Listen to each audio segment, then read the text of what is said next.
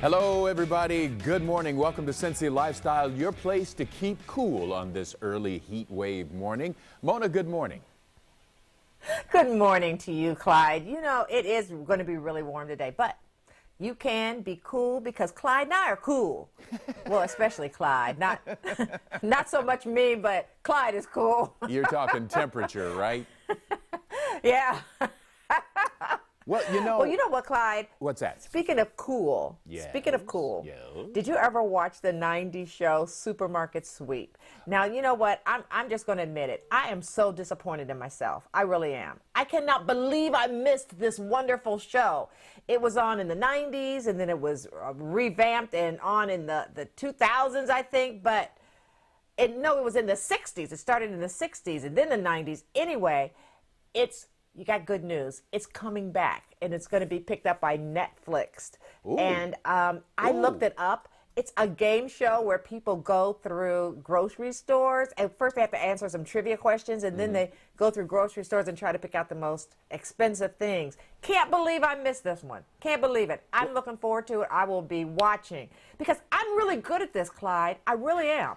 I watch Price is Right. I win all the time. You know, somehow I am not surprised because nobody loves to sweep a supermarket at minimum price like you. That's right. Okay, that's right. All right, so I've got one for you. You remember the film Hair Love? It was kind of an animated film. It was about a father and daughter and the whole process of dad helping daughter get her hair together and all of that. And I can tell you, with two daughters, that's no easy job. Well, anyway, HBO has picked that up again, so it's going to be coming back. It'll be a series on HBO. So that'll be something to look for. The guy behind it, of course, is NFL player Matthew Cherry. Chris Matthews. Oh, my goodness. But anyway, Matthew Cherry. And, you know, it's a dad, daughter, and that whole hair thing. And I'm here to tell you that is a thing.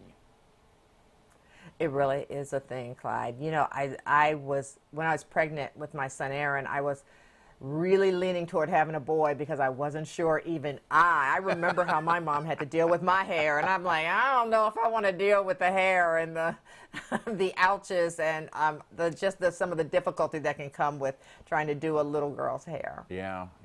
But I know, there's an art to that. And yeah, I know. Well, we've got a best kept secret I want to tell you about, Clyde. You know, it happens to be Cincinnati's oldest restaurant, and it's Mecklenburg Gardens. It offers some of the best outdoor dining, 150 years of character, and some of the city's most authentic German cuisine. And Allie went to go check it out and learn more about this restaurant's rich history. So right now we're sitting in the beer garden. The beer garden it's been around, it's the same thing, since 155 years, since 1865. John Neeb was the German immigrant who opened this place. He called it Mount Auburn Gardens and Billiard Saloon. All right, nice long name. It's Mecklenburg Gardens now, and this is a pretty important fact that a lot of people don't know about it in terms of our history. In 1887, somewhere between 1865 when we opened up to somewhere right around 1887, Christian Moerlein bought the place. I'm told it was very common for brewers to buy up bars because they needed a place to sell their beers. So they didn't have all the little tap rooms like we have today in all the breweries. And so we have that lease agreement hanging on the wall in our dining room where Christian Moerlein leased it to a guy by the name of Louis Mecklenburg, who was at that time the head waiter. The Mecklenburgs owned the place until somewhere around the 60s. And then there were a couple families, one Clifton family that owned it, and then the Ashram owned it for a decade, the mid-70s to the mid-80s. Brief little period of time as a pizza joint. And then we've had it since, well, my brother lived here in '94, but opened it up in '96. So the inside is, a lot of renovation was done, but effort was done to keep it true to nature, true to the original Mecklenburg Gardens restaurant. So if you walk into the bar itself, you'll see the All the wood molding is all the original woodwork. You'll see the tile terrazzo floor. I think the mirrors have been changed, but it's the original bar. So the bar is 155 years old. You can see the same beams. The wood, you can see it's like hand-hewn wood where they use tools to carve out the wood itself. And the rumor is that it came from the Black Forest in Germany. Now that's just rumor. I can't guarantee it. Somebody could probably come up here and check out the wood to see the age of it, you know, but that's the story I tell because that's what I've been told, that it was shipped over from Germany. Yeah, I'd love to meet whoever comes in. I'd love to share with them the history of Mecklenburg Gardens. I do give tours to people. If I have a group of people that says, hey, this is really interesting, tell me about the place. I'll go over to the table, I'll tell them about the restaurant. I'll offer to take them on a tour so that you can get a little piece of history when you come into Mecklenburg Gardens. And right now I want to welcome our friend Allie Martin back into the fold to talk about the history of Mecklenburg Gardens. But you know what, Allie, one question I have for you is, we learned about the history. How is it today? Is it still open? Yes, so that is such a good question. As John said, it has taken so many different leaps and bounds and turns since 1865, and he had mentioned at one point in time it was even a pizza place, and it is still open. And the reason why I wanted to do this piece was because it actually kept popping up on my Facebook feed, and in that moment I had no idea that it was Cincinnati's oldest restaurant. Now some people might even say, oh my goodness, well what about Arnold's? Now Arnold's is up there, but Arnold's is our oldest bar. So, and Mecklenburg Gardens is our oldest restaurant. It is still open, and John also gave me a tour through the entire place, and you know, it was really cool seeing the wood carvings that he was talking about. But what really surprised me too was the giant beer garden, or the beer hall in the back of the building. So obviously you have the beautiful beer garden and then the front room with the bar, but there was a whole nother space in the back, and they utilized that quite often for FC Cincinnati. And while they've been playing at the Nippert Stadium at UC, those big parades that you see for FC Cincinnati, they start at Mecklenburg Gardens. So that was something that I had learned, and I thought that was really cool. It's a great place to watch sports too. Okay, but you know, it does have the restaurant aspect to it. How's the food?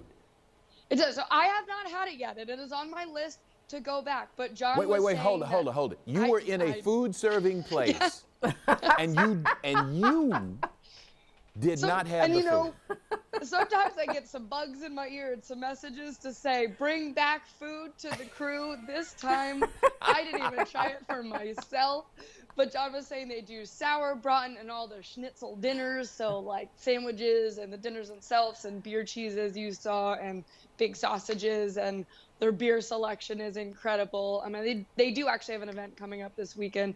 We'll be socially distanced, sanitizing for bourbon, bacon, and blues. So if you wanna check it out, just head to their Facebook page. That's the best way to stay up to date. And speaking of events, today is a very special day. It is Allie's birthday. And we would sing happy birthday, but we have to pay for that song, don't we, Clyde? Yes, we do. Yes, we do. But happy birthday, Allie. New on the spot. Thank you so much. Appreciate it, guys. And you are featured in the corner of my room with a balloon. Happy birthday, Allie. I will take it. Thanks, guys. All right. You are welcome. Well, coming up on Cincy Lifestyle, it's time to grab the hot sauce and sound the alarm. Yes, ma'am. We'll show you how a local firehouse feeds its first responders in northern Kentucky. You know what time it is? It's time to feed the firehouse. Yep, we love it. And then we're going to see more hot, humid days in our forecast, which means if your air conditioner doesn't work like it should, it's time to replace it. And we'll play a little game of fact or fiction to find out the truth about AC units and ceiling fans. All that, so much more in just a few minutes, so stay with us.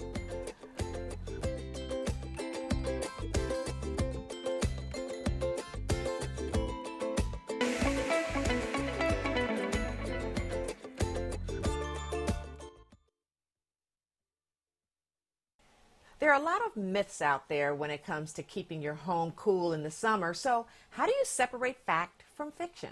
Well, to help us, we asked the experts at Logan AC and Heat Services.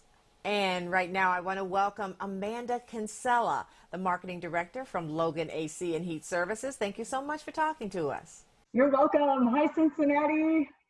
Okay, we are going to play a game, true or false, about some household cooling myths. First one, do ceiling fans help cool down a room? That is false. Unfortunately false, because we all got ceiling fans in our homes. But these ceiling fans will only circulate the air. They do not condition the air. Only an air conditioner or a heat pump can do that. True or false? Your heating and cooling system make your home cleaner and healthier. That is true, and it's a good thing these days with viruses and molds and allergens that pollute our air. We are able to cut down on dust mites by eliminating humidity, and there are also some really great indoor air cleaning products that are available, such as UV lights, air filtration systems, and even services like duct cleaning that can make you be breathing a whole lot easier, cleaner air.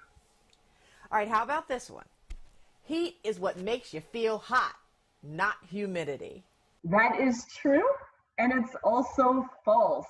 So humidity will trap heat in your indoor air. So if you can eliminate humidity, which an air conditioner can do, it is going to be able to cut down on the heat, and it's going to make your home feel a whole lot more comfortable.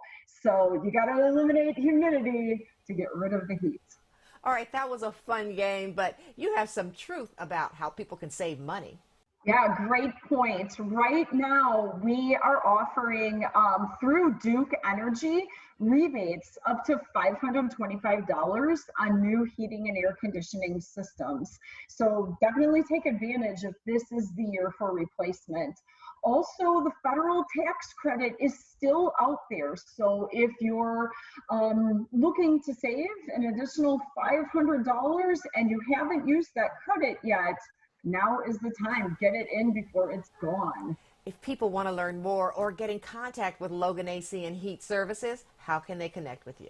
Yeah, give us a call. We're available now, and we are running estimates like crazy these days.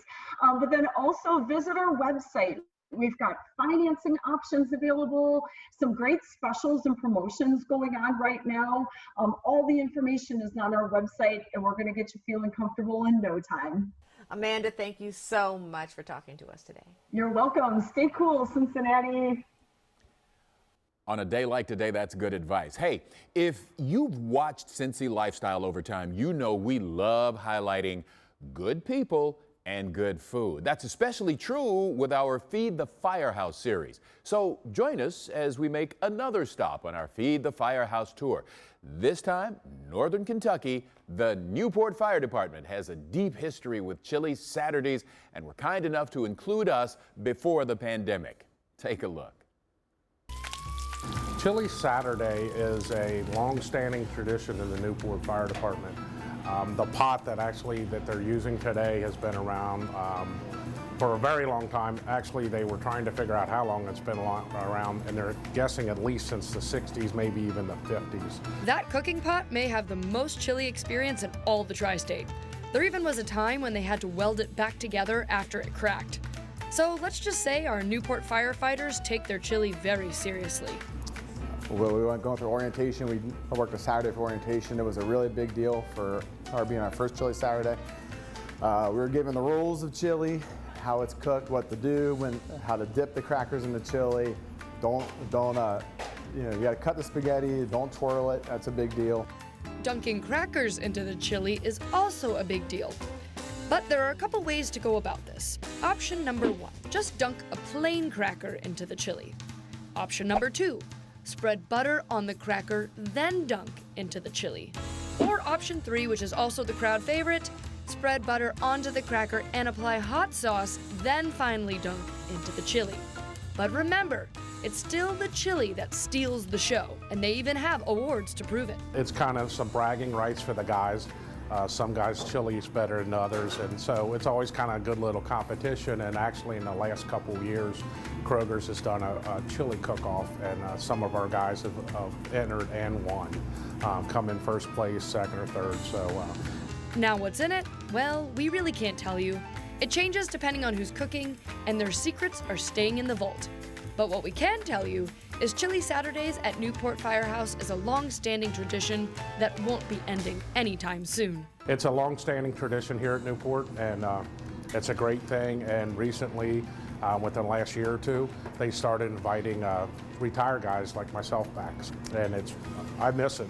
I've been gone for over a year, and I miss Chili Saturday. I kind of do too.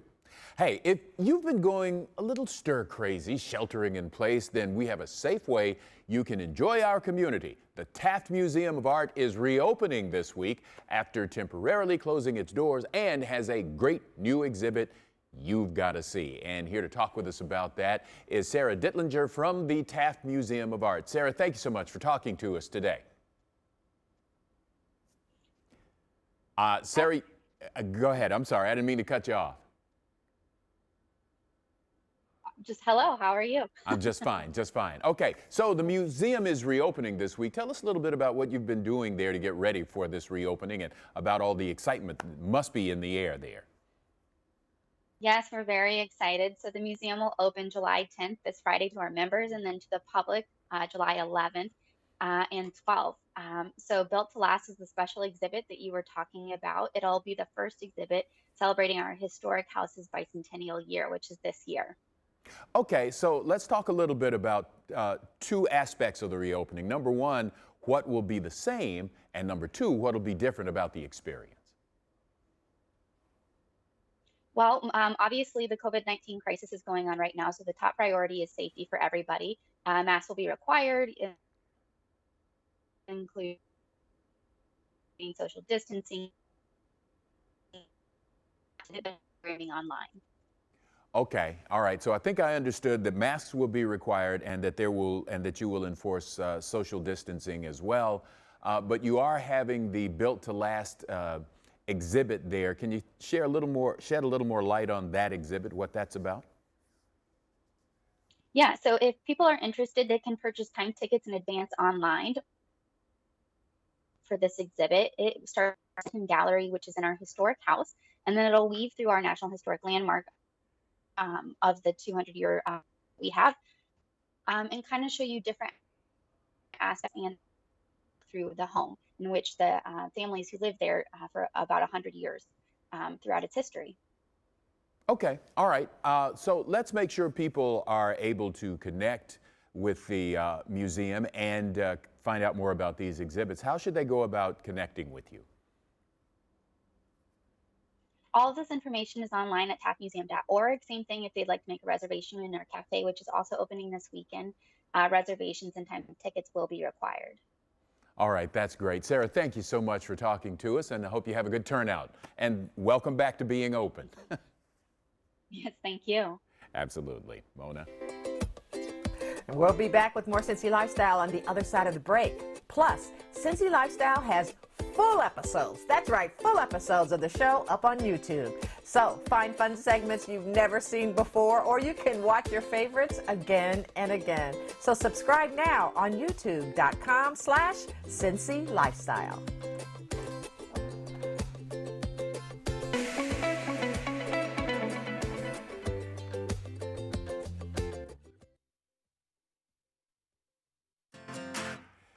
There you go, taking a look outside right now. Heads up, it's going to be really hot today. Highs in the low 90s. It'll be humid, so it'll feel like the upper 90s. Possibilities of thunder showers this afternoon. Hey, drink plenty of water and take frequent breaks during outdoor activity. It's going to be a scorcher out there.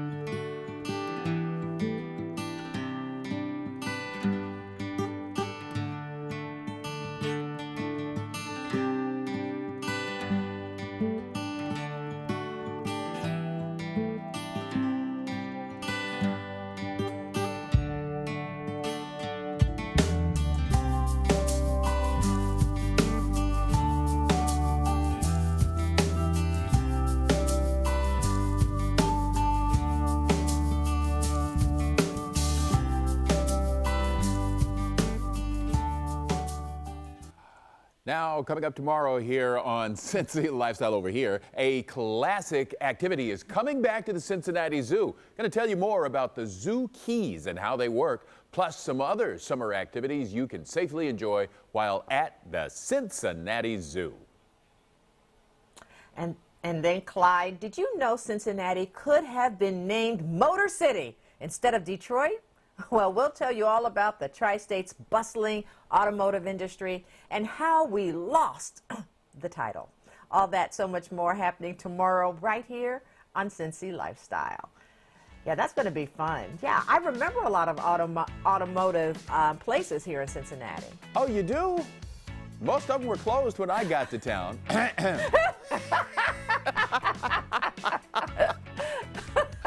Sorry. All right, you know what? I'm sorry. I shouldn't have done that. Yes. And that's Cincy Lifestyle for Wednesday, July 8th. Be sure to reach out to us. We love it when you do. I love you, Mona. I love you. Yeah, we love hearing from you. So make sure you join us again tomorrow, and we'll see you tomorrow. Make it a great day. Thanks for watching our video, and if you liked what you saw, hit the subscribe button. You can also check out full episodes of the show you've never seen before, or watch your favorites again and again. And as always, we love to say it, make it a great day.